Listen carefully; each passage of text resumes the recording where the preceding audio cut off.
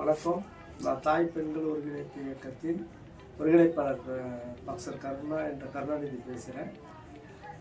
பெண்கள் தூத்துக்குடி மாவட்டம் விளாத்திக்குளத்தில் 17 அகவை உள்ள 12ஆம் வகுப்பு படிக்கக்கூடிய ஒரு மாணவியை பாலியல் வன்முறை செய்து துண்டு துண்டாக வெட்டி கொலை செய்திருக்கிறாங்க.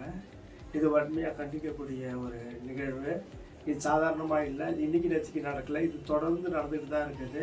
சனாதானம் பெருக பெருக பெண்கள் மீதான வன்முறைகள் கூடிக்கொண்டே போய்கொண்டு இருக்கிறது. இதை எப்படி நம்ம தடுத்து நிறுத்தணும் அப்படின்னா, முற்போக்கு சிந்தனை உள்ள ஆண்களும் பெண்களும் ஒருங்கிணைஞ்சாகணும். இதுக்கான வேலைகள் நமக்கு நிறைய இருக்குது. நீங்கள் எங்கேயோ ஒன்று நடக்குது, நமக்கிட்ட இருக்குதுன்ட்டு உச்சி கொட்டிட்டு போகிறது இல்லை. நாளைக்கு நம்ம வீட்லேயே இது நடக்கும். இந்த எண்ணம் நமக்கு முதல்ல வரணும். பெண்கள் இங்கே தலை நிமிர்ந்து நடக்க முடியாத ஒரு சூழல் ஏற்பட்டுக்கிட்டு இருக்குது. இதில் நிறைய போதைப்பொருள்கள் நிறைய இங்கே புழங்குதுன்னு சொல்லிகிட்டு இருக்காங்க. இது எல்லாமே ஒரு மிகப்பெரிய ஒரு தீமை தான்.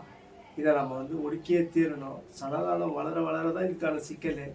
மது நேரம் தவறி முன்கூட்டியே காலையில் அதிகாலையிலேயே திறந்துடுறாங்க கடைகளை.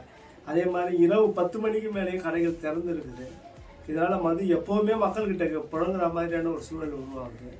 அதே மாதிரி கஞ்சா போன்ற போதைப் பொருட்களும் வருது. அது முழுக்க முழுக்க பிஜேபி ஆளுற மாநிலங்கள்லேருந்து இங்கே வருது. காரணம் என்னென்னா, எங்கெங்கெல்லாம் சொல்லப்படுறோம்னா ஒடிசாலேருந்து வருது. ஆந்திரா, ஒடிசா, இங்கே பொருட்கள் இங்கே வருது. ஒடிசாவில் முழுக்க பிஜேபி தான் ஆளுது. ஆந்திராவில் பிஜேபி கூட்டணி அரசு தான் நடத்திட்டு இருக்குது. அவங்க அங்கேயே தடுத்துட்டாங்கன்னா இங்கே அது வரப்போகிறதில்லை. ஆனால் சரி, இங்கே நடக்குதுன்னு பேசிக்கிட்டு இருக்காங்க. இதை முதல்ல நம்ம களைய வேண்டிய தேவை இருக்குது.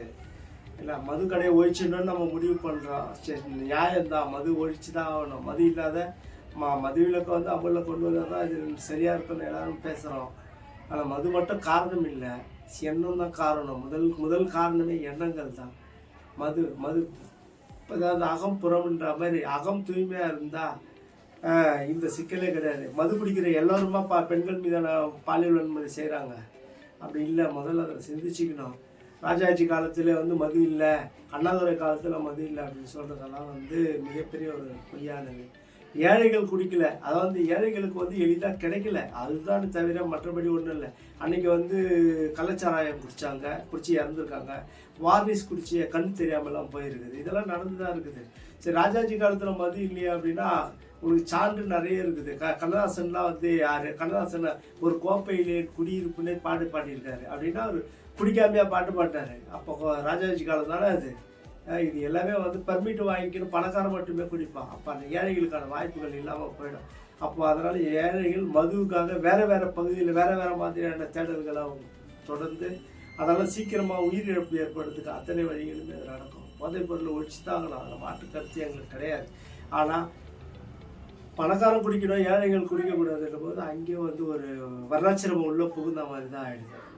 அதுதான் நம்ம அதுக்கான மது ஒழிக்கக்கூடாதுன்ற எண்ணமே நமக்கு வர்றதுக்கு காரணமே அதுதான். மது நேரத்தை குறைக்கணும், முதன்மையானது அதுதான். ஆனால் பார்களில் இன்னைக்கு வித்துக்கிட்டு இருக்கான், நம்மளால் தடுக்க முடியல. தொடர்ச்சியாக இந்த சிக்கலில் நடந்துகிட்டே தான் இருக்குது.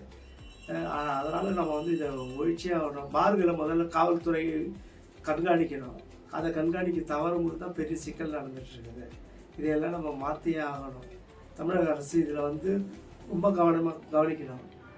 இல்லைன்னா அது வேறு இட்டு செல்லணும். அவப்பெயர் அரசுக்கு தான் சிறந்த ஆட்சி நீங்கள் கொடுத்தா கூட உங்களுக்கு அவப்பெயர் தான் ஏற்படும். அதை முதல்ல கொஞ்சம் சரி பண்ணிக்கோங்க என்று நான் கூறிக்கொள்கிறேன். பெண்கள் மீதான பாலியல் வன்முறைக்கு மீண்டும் சொல்கிறேன், பெண்கள் எல்லாரும் ஒருங்கிணையணும், முற்போக்கு சக்திகளும் ஒருங்கிணையணும். அப்போ தான் இதுக்கு தீர்வு. யாரோ ஒருத்தர் எங்கேயோ நடக்குதுன்னு உச்சி கொட்டி போகாதீங்க. மீண்டும் அதை தான் நாங்கள் சொல்கிறோம். நன்றி, வணக்கம், ஜெய்பி.